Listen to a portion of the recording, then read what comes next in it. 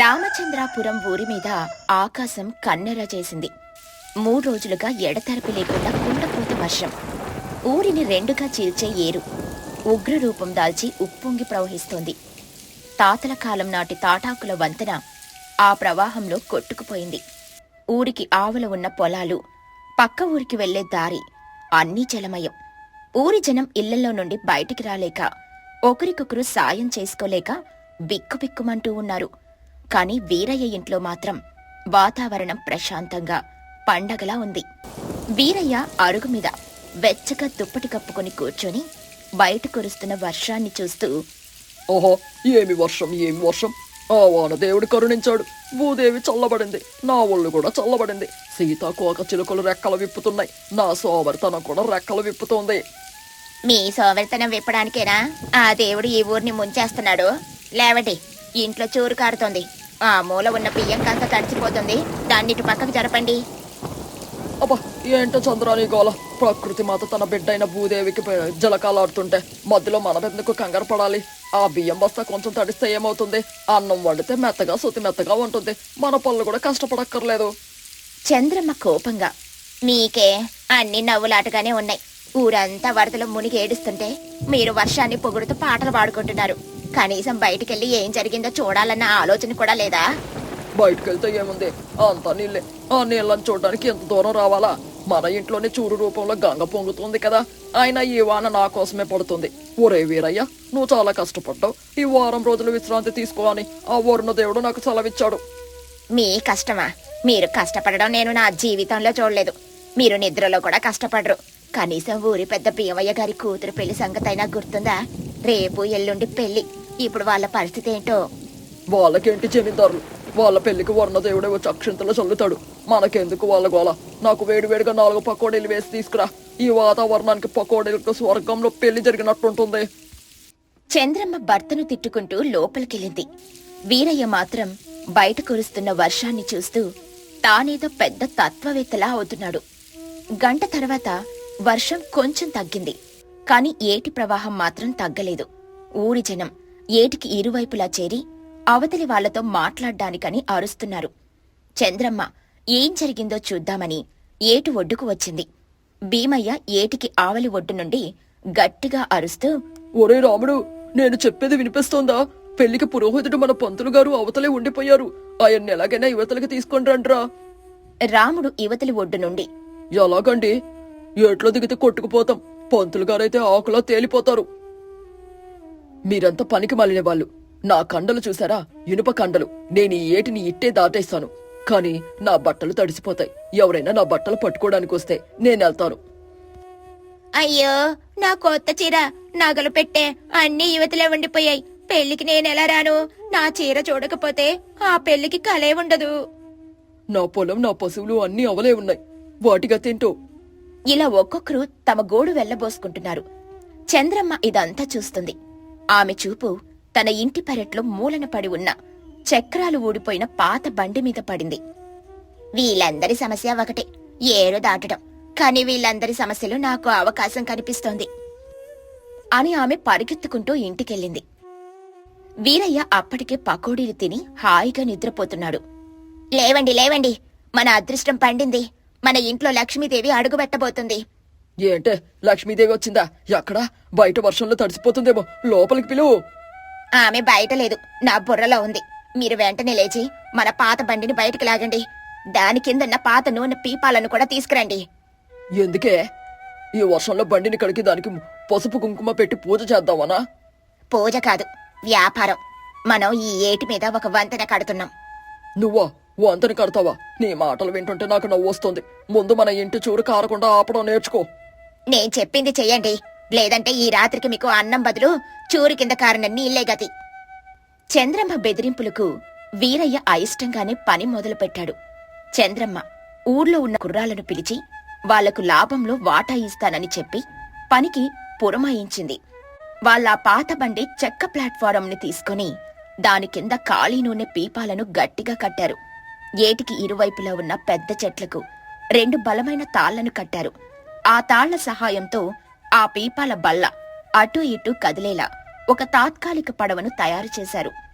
ఇదేంటే, దీన్ని చూస్తుంటే నాకే నెలలో మునిగిపోతానేమోనని భయమేస్తుంది. భయపడకండి, దీని మీద మనం ముందు ఒక కోడి పెట్టని ఎక్కించి పరీక్షిద్దాం. వాళ్ళు చెప్పినట్టే ఒక కోడి పెట్టను దానిమీద ఎక్కించి అటువైపుకు పంపించారు. అది క్షేమంగా చేరింది. అందరూ చప్పట్లు కొట్టారు. వినరయ్యా వినరహో, ఇక మీ కష్టాలు తీరాయి. చంద్రమ్మ గారి తక్షణ సేవా పడవ మీకోసం సిద్ధంగా ఉంది. ఏరు దాటాలనుకునే వాళ్ళు రావచ్చు. అమ్మా చంద్రమ్మ, నిజంగానా? ఎంత తీసుకుంటావు? పెద్దలైన మీకు తక్కువేనండి. మనిషికైతే ఒక ఆన, సామాన్లకు 2 అనాలు. ఆ మాట వెనుకనే జనం ఎగబడ్డారు. మొదటిసారిగా భీమయ్య గారు, పురోహితుడు పంతులు గారు ఎక్కారు. అమ్మా, ఇది మరీ కదులుతోంది. నా పంచ తడిసిపోతుంది. కంగారు పడకండి పంతులు గారు, ఏమైనా తేడా వస్తే మీరు నేరుగా స్వర్గానికే వెళ్తారు. వ్యాపారం జోరుగా సాగుతోంది. ధనలక్ష్మి గారు తన నగల పెట్టెతో పాటు తాను కూడా ఎక్కి అటూ ఇటూ 4 సార్లు తిరిగింది. ఊరందరికీ తన నగలు చూపించింది. ఇలా ఉండగా కత్తికొండలరావు ఈ వ్యాపారాన్ని చూసి ఓర్వలేకపోయాడు. ఛీ, ఆడదాని సహాయం తీసుకోవడానికి సిగ్గుగా లేదా? నా కండల మీద నాకు నమ్మకంగా ఉంది. నేను ఈదుతాను అని కొండలరావు ఏట్లో దూకాడు. కాని ప్రవాహం వేగానికి వాడు కొట్టుకుపోసాగాడు. చివరికి వాణ్ణి కూడా చంద్రమ్మ పడవ వెళ్లే కాపాడి ఒడ్డుకు చేర్చారు. వాడి దగ్గర ప్రమాదంలో కాపాడినందుకు 5 అనాలు వసూలు చేశారు. చంద్రమ్మ వ్యాపారం చూసి వీరయ్య కళ్ళు తిరిగాయి. ఆ రోజు సాయంత్రానికి వాళ్ళు 50 రూపాయలు సంపాదించారు. వీరయ్య జీవితంలో అంత డబ్బు ఎప్పుడూ చూడలేదు. అతని సోమరి బుర్రలో అత్యాశ పుట్టింది. చూసావో చంద్ర, నా అదృష్టం ఎంత గొప్పదో. నేను ఈ ఇంట్లో అడుగు పెట్టాను కాబట్టి నీకు ఈ ఉపాయం వచ్చింది. ఈ డబ్బులో సగం నాది. మీకు దేనికండి సగం? తాడు పట్టుకుని లాగడం తప్ప మీరేం చేశారు? నేనే అసలు సిద్ధలు పెట్టుబడిదాన్ని. ఆ బండి నాదే, ఆ పీపాలు నావే. కాబట్టి నాకు నా వాటా కావాలి. ఈ వ్యాపారానికి చంద్రమ్మ గారి పడవ అని కాదు, వీరయ్య గారి స్వర్ణ నౌక అని పేరు పెట్టాలి. మరుసటి రోజు చంద్రమ్మకు తెలియకుండా వీరయ్య ధరను రెట్టింపు చేశాడు. మనిషికి 2 అనాలు, సామాన్లకు 4 అనాలు. జనం గొడవ చేయడం మొదలుపెట్టారు. ఇది మామూలు పడవ కాదు, ఇది వీరయ్య గారి స్వర్ణ నౌక. దీని మీద వెళ్తే మీకు అలసట కూడా తెలియదు. ఇందులో ప్రయాణిస్తే పుణ్యం కూడా వస్తుంది. కొండలరావు తన పరువు పోయిందని చంద్రమ్మ మీద పగతో ఒక కొత్త పోటీ వ్యాపారాన్ని మొదలుపెట్టాడు. అతను తన స్నేహితులు కలిసి అరటి చెట్లతో ఒక తెప్ప కట్టి కొండలరావు గారి ఉచిత సేవ అని ప్రకటించాడు. జనం అటువైపు వెళ్లడం మొదలుపెట్టారు. ఆ తెప్ప నలుగురెక్కగానే బరువుకి తట్టుకోలేక ఏటి మధ్యలో మునిగిపోయింది. వాళ్ళందర్నీ మళ్లీ చంద్రమ్మ పడవ వాళ్లే కాపాడారు. ఈసారి ఒక్కొక్కరి దగ్గర రూపాయి వసూలు చేశారు. 3 రోజుల తర్వాత వర్షం పూర్తిగా ఆగిపోయింది. ఏటి ప్రవాహం తగ్గింది. గ్రామస్తులు కలిసికట్టుగా ఒక తాత్కాలిక వంతెనను నిర్మించుకున్నారు. చంద్రమ్మ వ్యాపారం ఆగిపోయింది. వాళ్ళు ఆ 3 రోజుల్లో అన్ని ఖర్చులు పోగా 150 రూపాయలు సంపాదించారు. భీమయ్య గారు తన కూతురు పెళ్లిని విజయవంతంగా జరిపించినందుకు చంద్రమ్మను ఊరందరి ముందు సన్మానించాడు. ఆ రోజు రాత్రి చంద్రమ్మ డబ్బు లెక్క పెడుతూ, చూసారా, మన కష్టం ఫలించింది. ఈ డబ్బుతో ముందు మన ఇంటి కప్పు బాగు చేయించుకోవాలి. వీరయ్య డబ్బు వైపు ఆశగా చూస్తూ, కప్పు సంగతి తర్వాత ముందు మనం ఈ డబ్బుతో పట్నం వెళ్లి ఒక మంచి పడవ కొనుక్కొని వద్దాం. వచ్చే ఏడాది వర్షంలో మనం ఇంకా పెద్ద వ్యాపారం చెయ్యొద్దు. చంద్రమ్మ నవ్వి, మీకింకా ఆశ చావలేదా? ఆశ కాదు చంద్ర, ఇది అనుభవం. నేను కష్టపడితే ఎంతైనా సంపాదించగలనని నాకు అర్థమైంది. సరే, పడవ సంగతి పక్కన పెట్టు. కనీసం ఆ పకోడీల బండైనా పెడదాం. నా పర్యవేక్షణలో నీ చేతి వంటతో మనం ఈ ఊర్నే కొనేయొచ్చు. చంద్రమ్మ భర్తలో వచ్చిన మార్పుకు ఆశ్చర్యపోయింది, ఆనందపడింది. అతని సోమరితనం పూర్తిగా పోకపోయినా కనీసం కష్టపడడానికి ఒక దారి వెతుక్కుంటున్నాడని సంతోషించింది. ఆ వర్షం వాళ్ల ఊరికి కష్టాలను తెచ్చినా వాళ్ల కుటుంబానికి మాత్రం ఒక కొత్త వెలుగును చూపించింది. ఈ కథలోని నీతేంటంటే, సమస్యలను చూసి భయపడితే అవి మనల్ని ముంచేస్తాయి. అదే వాటిని అవకాశాలుగా మార్చుకుంటే అవే మనల్ని విజయ తీరాలకు చేర్చుతాయి. కష్టపడ్డానికి సోమరితనం అడ్డు రాకూడదు. రావులపాలెం అనే ఊరిలో మాధవ, సుధా అనే భార్యాభర్తలుండేవారు. మాధవతో పాటే మాధవ చెల్లైన అరుణ కూడా వాళ్లతో పాటే ఉండేది. మాధవ తల్లిదండ్రులు చిన్నప్పుడే మరణిస్తే మాధవ తన చెల్లి బాధ్యతను తీసుకున్నాడు. చిన్ననాటి నుండి వ్యవసాయం చేస్తూ కుటుంబాన్ని చూసుకునేవాడు. మాధవ సుధని, అరుణని ఎంతో బాగా చూసుకునేవాడు. త్వరలో అరుణకు మంచి సంబంధం తెచ్చి పెళ్లి చేయాలని అనుకునేవాడు. దానికోసం ఎక్కువగా కష్టపడేవాడు. అమ్మా అరుణ, నేను పొలానికి వెళ్తున్నాను, కొంచెం ఎదుర్రా. వస్తున్నానన్నయ్య. ఆగండి, అప్పుడే వెళ్ళిపోతున్నారేంటి? ఇలా ఖాళీ చేతులతో వెళ్తే మధ్యాహ్నం ఏం తింటారు? ఇదిగో మీకోసం భోజనం సిద్ధం చేశాను. మర్చిపోయి వెళ్ళిపోతున్నారు. ఇదిగోండి, తీసుకుని వెళ్ళండి. అన్నయ్య మర్చిపోతే గుర్తు చేయడానికి నువ్వున్నావు కదా వదినా, అందుకే అన్నయ్యకి ఆ ధీమా. అన్నయ్య, అన్నట్టు చెప్పడం మర్చిపోయాను. నువ్వు పొలానికి వెళ్ళిన తర్వాత నేను వదిన అలా సంతకు వెళ్ళి మాకు నచ్చినవన్నీ కొనుక్కుంటాం. ఒప్పుకో అన్నయ్య. ఎందుకమ్మా మీ ఇద్దరు ఒంటరిగా వెళ్ళడం? ఏదో ఒక రోజు నేను తీసుకుని వెళ్తానులేండి. లేదన్నయ్య, నాకీరోజు వెళ్లాలని అనిపిస్తుంది. నా స్నేహితురాలందరూ మంచి మంచి వస్తువులు కొనుక్కొని నేను కొనుక్కోలేదని ఎగతాళి చేస్తున్నారు. ఈ రోజు నేను ఎలాగైనా సంతకు వెళ్లాలన్నయ్య. వదిన నాకు తోడుంటుంది, నేను వదినకి తోడుంటాను. మా ఇద్దరికీ ఏం భయం లేదులే అన్నయ్య. నువ్వు భయపడకుండా మేము సంతకు వెళ్ళడానికి నీ ఒప్పుకో. నా మాట కాదను కన్నయ్య అని అంటుంది. దాంతో ఆలోచనలో పడతాడు మాధవ. సరే అయితే జాగ్రత్తగా వెళ్ళిరండి. ఇదిగోండి, ఈ డబ్బులు తీసుకుని మీకు నచ్చినవన్నీ కొనుక్కోండి. మా మంచి అన్నయ్య నేనేం అడిగినా కాదనడు. ఏమిటరుణా, మీ అన్నయ్య మంచివారు అంటున్నావు, మరి నేను మంచిదాన్ని కాదా? అయ్యో వదినా, నువ్వు మా అన్నయ్య కంటే చాలా మంచిదానివి. తల్లి లేని నాకు వదినవైనా కన్న తల్లిలా చూసుకుంటున్నావు. నీకన్నా మంచివారు ఇంకెవరుంటారు చెప్పు? నువ్వు నా బంగారు వదిన. అబ్బో, మరదలి గారికి పెద్దరికం మాటలు బాగానే వచ్చాయే. నేనింకా చిన్నపిల్లేమో అని అనుకున్నా. అయితే ఇంక పెళ్లి బాజాలు మోగాల్సిందేనన్నమాట. త్వరలోనే నీ ముక్కుకు తాడేసే మా తమ్ముణ్ణి వెతికి మరీ తీసుకొనొస్తాను. అది విని అరుణ సిగ్గుపడుతుంది. వాళ్ళని చూసి నవ్వుకుంటూ అక్కడ్నుండి పొలానికి వెళ్ళిపోతాడు మాధవ. తరువాత వాళ్ళిద్దరూ సంతకెళ్ళి వాళ్లకు నచ్చినవన్నీ కొనుక్కుంటారు. ఇలా మాధవ వాళ్ల కుటుంబం ఆ ఊర్లో ఎంతో ఆనందంగా సంతోషంగా కాలాన్ని గడుపుతుంది. అయితే కొన్ని రోజుల తర్వాత ఆ ఊరికి కరువు వస్తుంది. దాంతో ఊర్లో ప్రజలందరూ కరువు కారణంగా ఎంతో ఇబ్బంది పడుతూ ఉంటారు. ఆ ఊర్లో చుక్క మంచినీరు కూడా దొరకడానికి చాలా ఇబ్బందైపోతుంది. ఆ కరువు తట్టుకోలేక చాలా మంది ప్రజలు తమ ఇళ్లను ఆస్తులను వదిలేసి అక్కడ్నుండి వేరే ప్రాంతాలకు తరలి వెళ్లిపోతున్నారు. మాధవ కూడా ఆ కరువు వలన తన పంట పొలాలన్నీ ఎండిపోయాయని ఎంతో బాధపడుతూ ఉంటాడు. పచ్చటి మన ఊరి మీద ఎవరి కళ్ళు పడ్డాయో ఏమో ఇలా జరుగుతుంది. మన ఊర్లో కరువు కారణంగా ప్రజలు ఎంతో ఇబ్బంది పడుతున్నారు. మనలాంటి వ్యవసాయాన్ని నమ్ముకున్న కుటుంబాలైతే తీవ్రంగా నష్టపోయాయి. తినడానికి 4 తిండి గింజలు కూడా లేకుండా అయిపోయాయి. ఇటువంటి పరిస్థితి ఎవ్వరికీ రాకూడదు. అవునొదినా, ఒకప్పుడు మన ఊరు ఎంత బావుండేది. కానీ ఇప్పుడు చూస్తుంటే అసలిది మన ఊరేనా అనిపిస్తుంది. పచ్చని పొలాలతో, పచ్చిక బైర్లతో, ఎటు చూసినా పిల్ల కాలువల నీరుతో కలకల్లాడుతూ ఉండే మన ఊరు ఈరోజు చుక్క నీరు లేకుండా అయిపోయింది. మనం కూడా ఇక్కడి నుండి ఎక్కడికైనా వెళ్లిపోవడం మంచిదేమో అనిపిస్తుంది వదినా. పుట్టిన ఊరు అమ్మ వంటిదమ్మని. అమ్మని వదిలేసి ఎవరూ ఎక్కడికి వెళ్లరు. మనం కూడా ఈ ఊరు వదిలి వెళ్ళలేము. అలా అనుకుంటే ఎలా అండి? ఈ ఊరు వదిలి వెళ్ళకపోతే మనం ఎలా బ్రతికేది? ఈ కరువు వలన చాలా మంది వేరే ప్రాంతాలకు వలస వెళ్లిపోతున్నారు. మనం కూడా అలాగే వెళ్లిపోదాం. ఇక్కడే ఉంటే పస్తులతో చనిపోవడం తప్ప ఇంకేం మార్గం లేదు. నువ్వెన్నైనా చెప్పు, ఈ అమ్మలాంటి ఊరిని వదిలి వెళ్లడం నాకు అస్సలు ఇష్టం లేదు. మీరంతలా వదిలి వెళ్ళలేకపోవడానికి ఇంకా ఇక్కడ ఏముందండి? నీరు లేని బావులు, ఎండిపోయిన చెరువులు, బీడుబారిన భూములు తప్ప. అప్పుడే అరుణకి ఆ మాటలు విని ఒక ఆలోచనొస్తుంది. అప్పుడు వాళ్ళిద్దరితో ఇలా అంటుంది.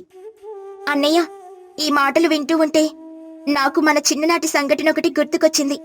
మన చిన్నతనంలో నానమ్మ వారి గురించి కథలు కథలుగా మనకి చెప్పేది. నీకు గుర్తుందా అన్నయ్య? అలా ఆమె చెప్పిన మాటల్లో కొన్ని మాటలు నాకు బాగా గుర్తుండిపోయాయి. మన నానమ్మ నాతో మన ఊరి భూమిలో భూగర్భ జలాలున్నాయని, మన ఊరికవి ఎప్పటికైనా ఉపయోగపడతాయని, ఈ విషయం వాళ్ళ ముందు తరాల వాళ్ళకి బాగా తెలుసని చెప్పినట్టు నాకు చాలా బాగా గుర్తుంది. మనం ఇంతకు ముందు నీరుండే ప్రదేశాల్లో ఇంకొంచెం లోతుగా తవ్వితే ఆ భూగర్భ జలాలు బయటపడే అవకాశం ఉంది కదన్నయ్య. దాని ద్వారా మనం ఈ కరువు నుండి తప్పించుకోవచ్చు కదా. ఏమిటరునా, ఎప్పుడో చిన్నప్పుడు సరదాగా చెప్పుకున్న కబుర్లని ఇప్పుడు నిజమని అంటున్నావు? ఇంతలో ఎంత నిజముందో మనకేం తెలుసు? మనమంతా కష్టపడి తవ్విన తర్వాత అక్కడ నీరు దొరక్కపోతే మన శ్రమంతా వృధా అవుతుంది. ఇదంతా ఎందుకు? ఇక్కడ నుండి వెళ్లిపోయి మనం ఇంకెక్కడైనా బ్రతుకుదాం. అలా ఈ ఊరు వదిలి నేను రాలేను సుధా. ఏమో, అరుణ చెప్పింది నిజం కావచ్చేమో. నాకు వేరే మార్గం లేదు. అరుణ చెప్పినట్టుగా చేద్దాం. ఒకవేళ అరుణ చెప్పింది నిజమైతే మనతో పాటు మన ఊరు కూడా కరువు నుండి బయటపడుతుంది. ఈ ఊరిని కాపాడడానికి మన వంతు ప్రయత్నం, ఈ చివరి ప్రయత్నం చేద్దాం. సరే అయితే ఇదే మన చివరి ప్రయత్నం. ఒకవేళ ఎంత తవ్వినా నీరు రాకపోతే మీరు నాతో పాటు వేరే ఊరు వచ్చేయాలి అని అంటుంది సుధా. దానికి మాధవ సరే అని అంటాడు. తరువాత వాళ్ళ ముగ్గురు చెరువు దగ్గరికి వెళ్లి ఎండిపోయిన చెరువుని తవ్వడం ప్రారంభిస్తూ ఉంటారు. అలా తవ్వుతూ తవ్వుతూ 2 నెలలు గడుస్తాయి. కాని ఒక్క చుక్క నీరు కూడా కనిపించదు. ఊరిలో అందరూ వీళ్ళని విచిత్రంగా చూస్తూ ఉంటారు. ఏమిటి మాధవ, నీ వృధాశ్రమ? ఈ నేల మీద ఒక్క చుక్క కూడా నీళ్లు లేవు. అందుకే నువ్వు ఎంత తవ్వినా నీళ్లు రావట్లేదు. నీది వట్టి తెలివి తక్కువ పని. నీతో పాటు నీ కుటుంబాన్ని కూడా శ్రమ పడేలా చేస్తున్నావు. అవును మాధవ, ఎందుకు వచ్చిన తంట చెప్పు. నేను కూడా 4 రోజుల్లో ఈ ఊరు వదిలి వెళ్లిపోతున్నాను. ఇంకా ఈ ఊర్లో అందరూ ఒక్కొక్కరిగా వెళ్లిపోతారు. అలా చేయడం తప్ప ఇంకో మార్గం లేదు. ఇంకా నీ ప్రయత్నాలు ఆపి ఎక్కడ మీ జీవనం బాగుంటుందో అక్కడికి వెళ్లిపోవడం మంచిది. అందరూ ఎందుకలా నిరాశపడుతున్నారు? ఎంతో నమ్మకంతో ఒక చిన్న చివరి ప్రయత్నం చేస్తున్నాను. ఆ భగవంతుని దయ వల్ల ఈ పని సఫలమైతే ఇంకా ఎవరూ ఎక్కడికి వెళ్లాల్సిన అవసరం లేదు. నా మాట విని మీరందరూ నాకు సహకరిస్తే ఈ పని కాస్త త్వరగా మనం పూర్తి చేయొచ్చు. దయచేసి ఒక్కసారి నా మాట వినండి. అందరం కలిసి ప్రయత్నిస్తే తప్పకుండా విజయం సాధిద్దాం అని మాధవ, అరుణ అడుగుతారు. సుధ కూడా అందరికీ సహాయం చేయమని అడుగుతుంది. అప్పుడు ఊరిలో కొద్దిగా మంది వాళ్లకు సహాయం చేయడానికి ముందుకొస్తారు. అలా మాధవతో కలిసి కొద్దిమంది ఆ చెరువుని కొంచెం లోతుగా త్రవ్వడం ప్రారంభిస్తారు. అలా తవ్వుతుంటే కొందరికి నీటి శబ్దం వినిపిస్తుంది. మాధవ, గమనించవా? ఇక్కడ నీ శబ్దం వినిపిస్తుంది. అవునవును, నాకు కూడా ఇక్కడ నీటి శబ్దం వినిపిస్తుంది. చెప్పానా మన భూగర్భ జలాలలో ఖచ్చితంగా నీటి నిల్వలు ఉన్నాయని. అందుకే మనం తవ్వుతుంటే నీటి శబ్దం మనకి వినిపిస్తుంది. మనం ఇంకొంచెం కష్టపడి తవ్వితే నీళ్లు బయటకొస్తాయి. భగవంతుడా, నీకు చాలా ధన్యవాదాలు. అపనమ్మకంతో ఉన్న మాకు ఈ నీటి శబ్దంతో అత్యంత నమ్మకాన్ని కలిగించావు. ఈ ఉత్సాహంతో ఇంకొంచెం రెట్టింపవుతాం అని అంటాడు మాధవ. అక్కడున్న వాళ్ళందరూ ఆ శబ్దం విని ఎంతో ఆనందపడతారు. ఈ విషయం ఊరందరికీ తెలుస్తుంది. ఒరే నాగన్న, ఈ విషయం విన్నావా?